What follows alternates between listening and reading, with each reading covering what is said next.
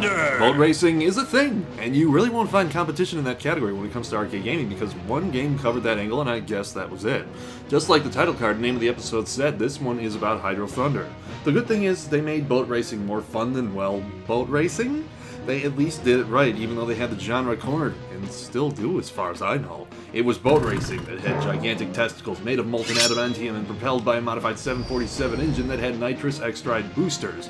What's nitrous extride? You probably haven't heard of it, but let's just say nitrous oxide ain't shit comparatively. Not too many games have the energy of the main announcer in this game, but it's definitely been appreciated and emulated among my friends since one of us got this game on the Dreamcast. What the hell?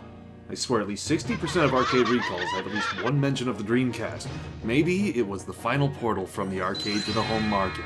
Think about it. But seriously, I couldn't bring to the table the amount of energy this guy does. You honestly believe that you're crazy when he tells you. You're crazy! I didn't even know I was, but he convinced me. Save me from myself. Oh, he was just saying that because the challenge level of these boats. See how good this guy is? Damn the torpedoes! Yes, damn them. That's the name of a boat, isn't it? This guy here, you're alright, this guy. I love these announcers that come with most Midway games, whether it be the excellent you hear from a Mortal Kombat uppercut, or the boom shakalaka you get from NBA Jam. They just keep things as wacky as needed for the Midway seal of approval.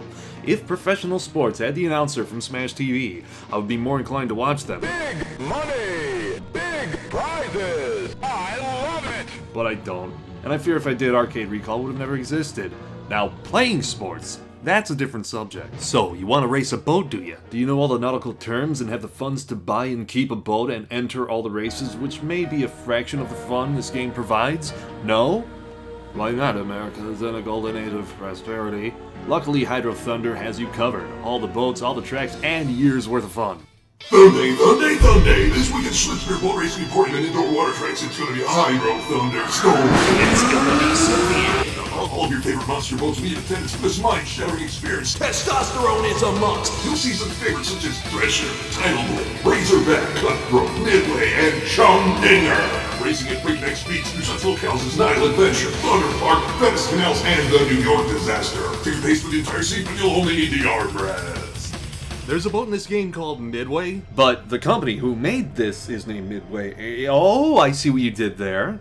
They were trying to get away from all that. Midway is associated with planes because of the airport in Chicago, so we'll name a boat that, and the stereotype will be rebooted with nautical legs now. They just need to get a train racing game in there and we'll be covered on all fronts. Locomotive Thunder! Coming soon to a nowhere near you. That's pretty close to another game idea I had called Crazy Train, where it's Crazy Taxi, but with a 200-car freight train, and hobos just jump on, and you take them to their destination. Now that is how you tangent an Arcade Recall. Boat racing is... I can't think of another word for boat racing, but these levels are littered with shortcuts and boost power-ups. Do not save the boost. It fills up quick, and is meant to be used almost immediately. They'll also be crucial if you're going to try and get in the top 3 at the end of a race. Not to mention the boat jump move. For the graphics of the time, the game was beautiful. The environment could change on a whim along with the weather and time of day. There's the gigantic monster eyeball emerging right under your boat. Whatever, this stuff was fun. There was also much aggravation. I tried so hard to place in any of these tracks, and unless you hit every shortcut, every obtainable boost, and use the boost at the exact right times, you could probably get close enough to the front of the race to squeak by with 3rd place. I only did it once on Nile Adventure, a racetrack that takes place in the continent of Earth, and I nearly shit my pants. However, the track alone made me do that already at that point, so I had no more shit left. Does this deserve a quarter? No. You're crazy! No. You're crazy! I'm not crazy. You're crazy! I'm a little disturbed, but... You're crazy! Fine, you can't prove... You're crazy! You're crazy. You're crazy! You're crazy! You're crazy!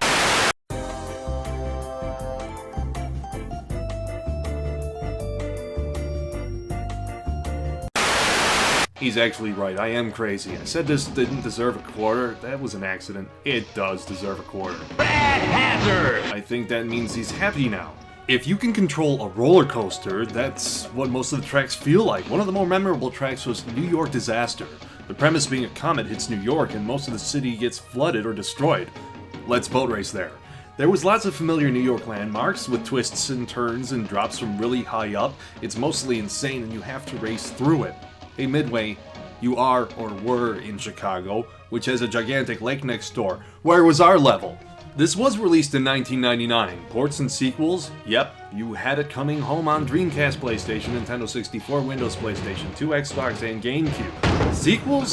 There was a spiritual successor that was in the arcade only called H2 Overdrive. And then Xbox Live got Hydro Thunder Hurricane, which is a fun little thing to download from the internet. The levels are even crazier, and the gameplay kept that arcade fun of just throwing you right in. So that's Hydro Thunder. It's boat racing, but the kind of boat racing that can scare off all underwater life in at least a 50-mile radius because those boats don't break for no fish. They'll kick so much ass that they can prepare fresh sushi from the carcasses that they run into, and if you eat that sushi, it's better than normal because you can taste the fear of the fish caught in the wake of these light-speed water molecule slicing boats out of hell. Arcade Pass, let's make it last.